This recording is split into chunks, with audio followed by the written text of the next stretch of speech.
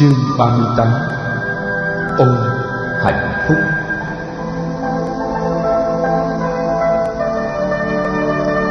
Phật đã rời khỏi Dương quốc Thích Ca, nhưng người vẫn còn đi hoằng hóa ở miền Bắc Dương quốc Câu Tác La.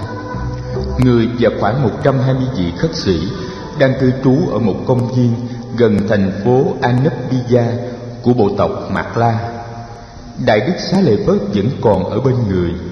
Ca Liêu Đà Di, Nang Đà và chú Tiểu La Hầu La cũng ở bên người.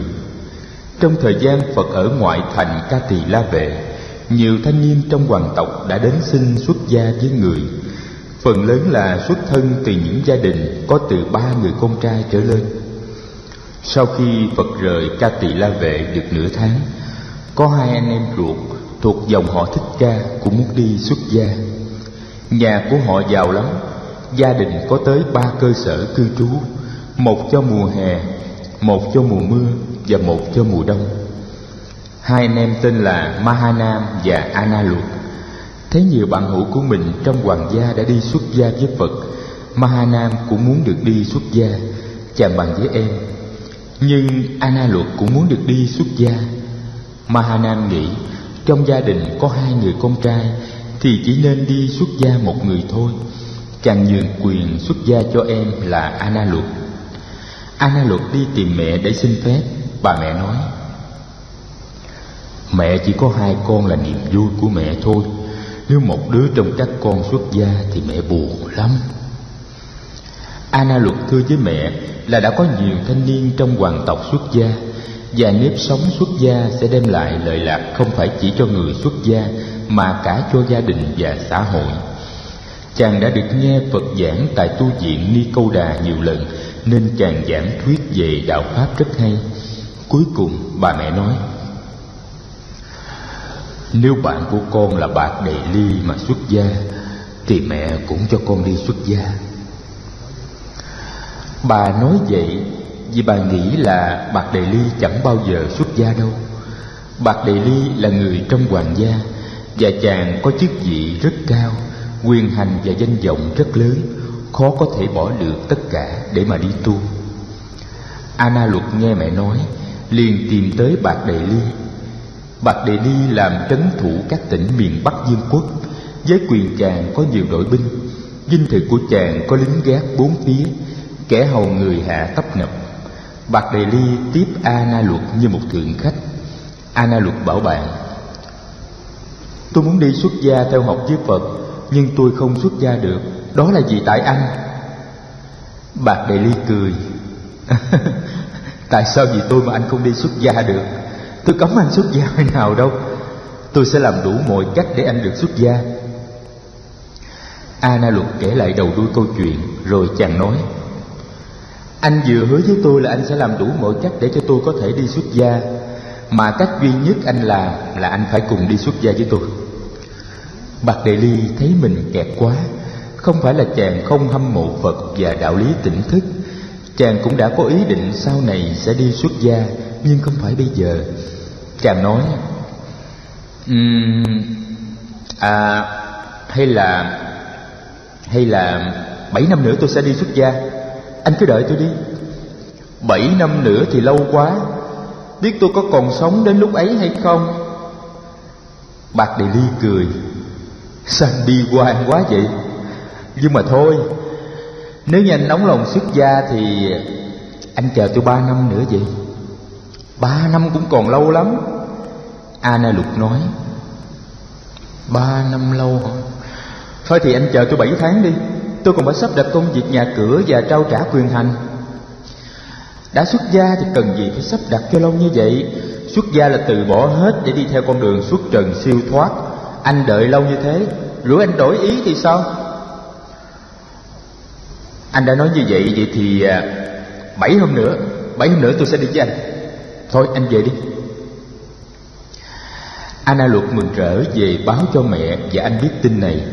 Bà mẹ không ngờ quan tổng trấn Bạt Đề Ly lại chịu bỏ chức tước và danh vọng một cách dễ dàng như vậy. Bà chợt thấy tầm cao siêu của đạo lý giải thoát, và bà bằng lòng cho con đi xuất gia.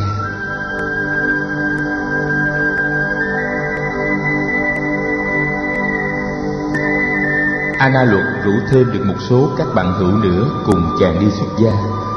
Đó là Bagu, Kim Tỳ La, Đề Bà Đạt Đa và Ananda, cả thảy là 6 người. Tất cả đều là các dương tử quý phái. Đúng ngày hẹn, họ gặp nhau tại nhà Đề Bà Đạt Đa rồi lên đường. Tất cả đều đã là những chàng trai thành niên, trừ Ananda ra. Ananda mới có 18 tuổi, nhưng chàng đã được phép cha là thân vương Bạch Vạn Dương cho phép đi theo anh. 7 vị dương tử đi bằng xe tứ mã cho đến khi họ tới một thị trấn nhỏ nằm sát biên giới Câu Tác La. Họ cho xe trở về và cùng đi bộ tới biên giới. Họ biết Phật và các vị khất sĩ tùy tùng đang cư trú ở Anupchiya, cách biên giới không xa. Ana Luật đề nghị mọi người cởi bỏ hết những trang sức trên người và ăn mặc thật đơn giản trước khi vượt qua biên giới. Mọi người tán thành. Họ cởi những sâu chuỗi ngọc và những chiếc vòng bằng vàng, bằng bạc ra và gói nó lại trong một cái áo. Họ định đi tìm một người nghèo để tặng tất cả những châu báu đó, rồi sẽ tìm đường ra biên giới sau. Vừa định đi vào trong thôn để kiếm một người nghèo thì họ thấy có một quán hớt tóc bên đường. Cái quán khá tồi tàn. Người thợ hớt tóc là một thanh niên trạc tuổi họ, mặt mày cũng khôi ngô nhưng ăn mặc rách rưới nghèo nàn. Ana Luật ghé vào quán. Chàng hỏi tên người thợ hớt tóc. Anh ta nói anh ta tên là Ubali. Chàng nói các vị dương tử muốn nhờ anh ta chỉ đường đưa ra biên giới. Ubali bằng lòng. Ubali đưa các dương tử đến biên giới nước Câu Tác La. Anh ta chào các vị dương tử để trở về. Ana Luật cảm ơn Ubali và trao cho Ubali chiếc áo cuốn tròn, trong đó có đầy đủ trang sức châu báu. Chàng nói: Ubali, chúng tôi muốn theo Phật đi xuất gia. Chúng tôi không cần những thứ trang sức châu báu này. Chúng tôi tặng lại cho anh. Từng ấy châu báu và vàng bạc đủ để anh sống sung sướng suốt đời. Các dương tử chào Ubali và lên đường. Người thợ hớt tóc mở chiếc áo ra. Vàng ngọc làm cho anh ta lóe mắt. Anh không tin đây là sự thật. Anh thuộc về giai cấp hạ tiện trong xã hội. Cha ông của anh đời này sang đời khác đã sống cần cù lam lũ và chưa bao giờ có được một lạng vàng hay một chiếc cà rá. Bây giờ đây anh có một bọc đầy châu báu trong tay. Bỗng nhiên anh cảm thấy lo sợ. Ôm một bọc châu báu trong người, anh cảm thấy mất hết sự an ổn và thảnh thơi. Anh có thể mất mạng như chơi nếu có người biết anh đang ôm cái gì trong hai tay. Ubali suy nghĩ. Anh thấy các vị dương tử giàu sang đến thế, quyền hành nhiều đến thế mà vẫn bỏ hết để đi xuất gia. Chắc chắn những người này đã nhận thấy cái nặng nề và nguy hiểm của giàu sang và của danh vọng. Anh chợt có ý liền bỏ gói châu báu để đi theo các vị dương tử, tìm cầu an lạc và giải thoát. Nghĩ như vậy, anh làm ngay. Anh treo gói áo trên một cành cây gần đó, thầm nhủ rằng ai là người đầu tiên thấy được gói châu báu này thì gói châu báu này sẽ thuộc về người ấy. Treo gói áo lên cây xong, anh vượt biên và chạy theo các vị dương tử.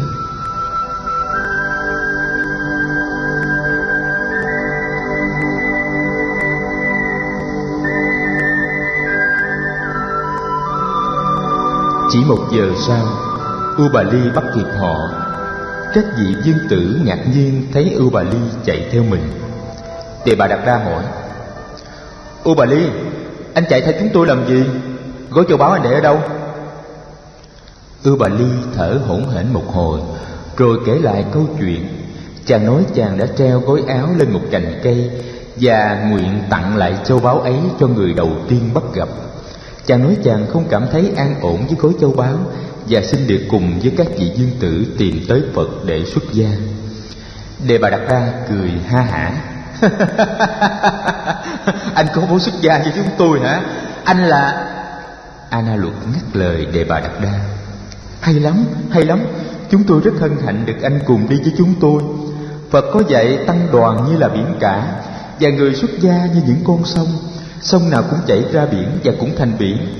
Chúng ta tuy xuất thân từ những giai cấp khác nhau, nhưng khi đã gia nhập tăng đoàn thì chúng ta sẽ là anh em, không còn phân biệt giai cấp nữa. Bạc Đề Ly tán thành ý kiến của Ana Luật. Chàng đưa tay nắm tay người thợ cạo Ubali. Chàng giới thiệu chàng là quan tổng trấn, từng trị nhậm các tỉnh miền Bắc của Dương quốc, và chàng giới thiệu các vị dương tử khác với Ubali. Ubali cúi chào từng vị với một dáng điệu kính cẩn. Sau đó 7 người lại tiếp tục lên đường.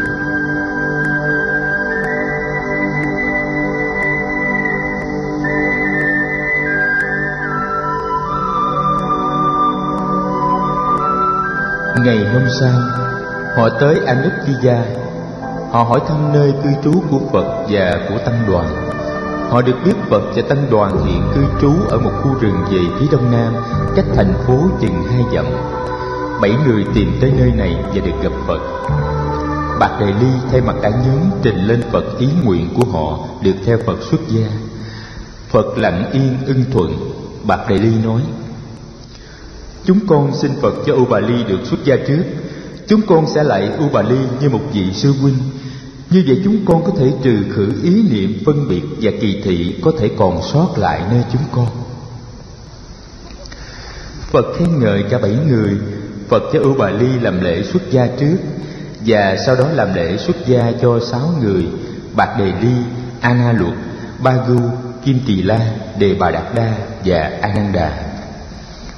Tuy mới có 18 tuổi, Ananda cũng được xuất gia, nhưng chàng chỉ được thọ giới sa di và học theo hạnh khất sĩ. Đúng 20 tuổi, chàng mới được thọ giới khất sĩ. Chàng là người trẻ nhất trong tăng đoàn, trừ La Hầu La. Được gặp lại chú Ananda, La Hầu La mừng lắm. 3 hôm sau lễ thọ giới của 7 chàng, Phật và các vị khất sĩ rời Anuptiya hướng về Tỳ Xá Ly. Tại Tỳ Xá Ly, Phật nghỉ ở rừng Mahabana. Phật lưu lại 3 hôm ở đây. Trong thời gian ấy, Phật có thuyết pháp cho dân chúng, rồi Phật lại lên đường. Đi lần hồi trên 10 hôm nữa, Phật về tới tu viện Trúc Lâm ở Dương Xá. Các đại đức Ca Diếp, Mục Kiền Liên và Kiều Trần Như thấy Phật về rất hoan hỷ. Đại chúng trong tu viện đông gần 600 vị, ai cũng tỏ vẻ vui mừng. Vua Tần Bà Sa La nghe Phật đã về, lập tức tìm tới thăm Phật. Không khí Trúc Lâm rất sống động và vui tươi. Mùa mưa đã gần tới. Các đại đức Kiều Trần Như và Ca Diếp đã chuẩn bị đầy đủ về mặt tổ chức để đại chúng có thể an cư tu học. Đây là mùa an cư thứ 3 từ ngày Phật thành đạo. Mùa thứ nhất, Phật ở tại Vườn Nai. Mùa thứ 2 và mùa thứ 3, Phật ở tại Trúc Lâm.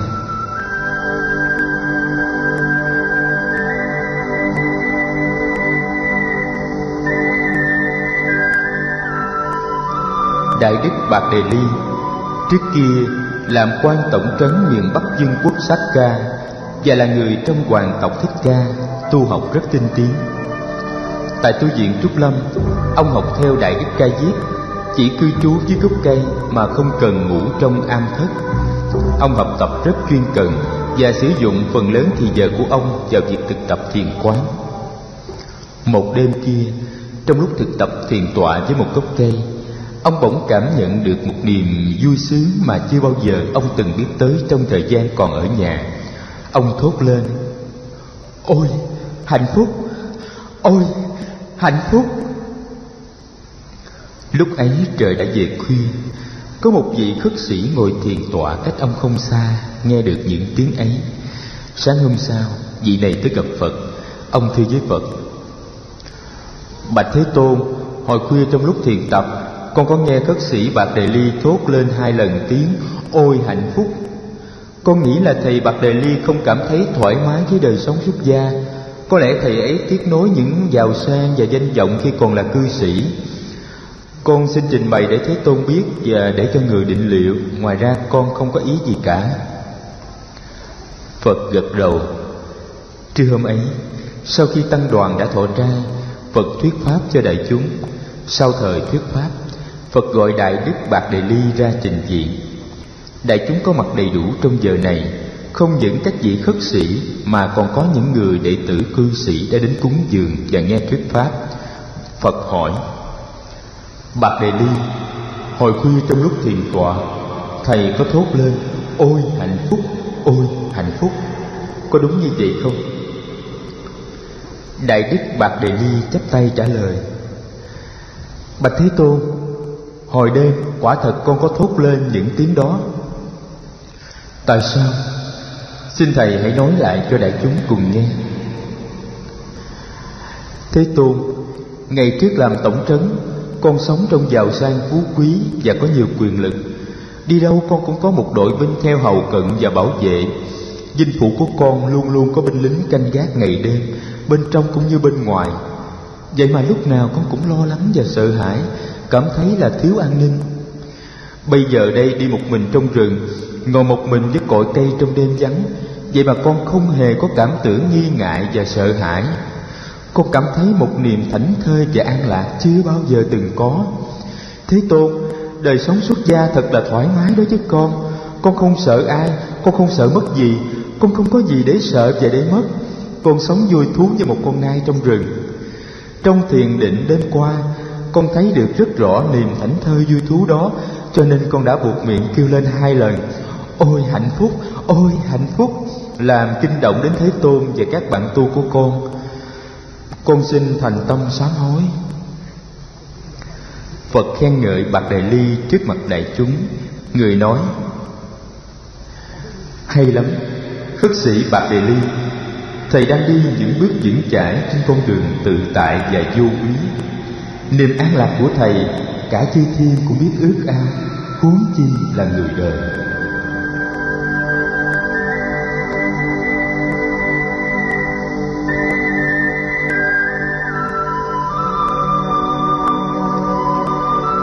Giữa mùa an cư năm ấy, Phật đã độ cho nhiều người xuất gia. Trong số đó có một nhân tài lỗi lạc, đó là Mahakassapa. Mahakassapa là con trai một thương gia giàu có và bậc nhất ở vương quốc Ma Kiệt Đà. Cha mẹ thường gọi chàng là Pipali. Gia tài của vị thương gia này chỉ thua có công khố quốc gia mà thôi. Trong nước không ai giàu có bằng ông ta. Mahakassapa đã thành hôn với một thiếu nữ sinh trưởng ở Tỳ Xá Ly. Nàng tên là Radha Kapilani. Hai người đã sống với nhau được 12 năm. Nhưng cả hai đều có chí hướng xuất trần. Cả hai đều muốn tìm thầy học đạo. Một buổi sáng nọ khi thức giấc, Mahakassapa thấy vợ mình đang ngủ say, và một cánh tay của nàng buông thõng từ trên giường xuống gần tới mặt đất. Trong khi đó, có một con rắn độc đang trườn qua dưới gầm giường nàng. Mahakassapa nín thở, không dám động đậy. Khi con rắn đã bò ra khỏi nhà, chàng tức tốc trỗi dậy đánh thức nàng. Cả hai người cùng ngồi chiêm nghiệm về tính cách vô thường của cuộc đời. Vợ chàng khuyên chàng nên tức tốc đi tìm thầy học đạo. Nghe nói có Phật hiện đang hướng dẫn đại chúng tu học tại Trúc Lâm gần thành Dương Xá. Mahakassapa liền vội vã đi tìm. Ngay khi mới trông thấy Phật, chàng biết ngay đây là thầy của mình. Nói chuyện với Mahakassapa, Phật nhận thấy đây là một con người lỗi lạc hiếm có trên đời. Phật nhận cho chàng xuất gia. Mahakassapa có trình bày với Phật về trường hợp người bạn trăm năm của mình. Phật bảo chàng là cơ duyên chưa thuận lợi để có thể chấp nhận phụ nữ vào giáo đoàn. Người nói cần đợi thêm ít lâu nữa.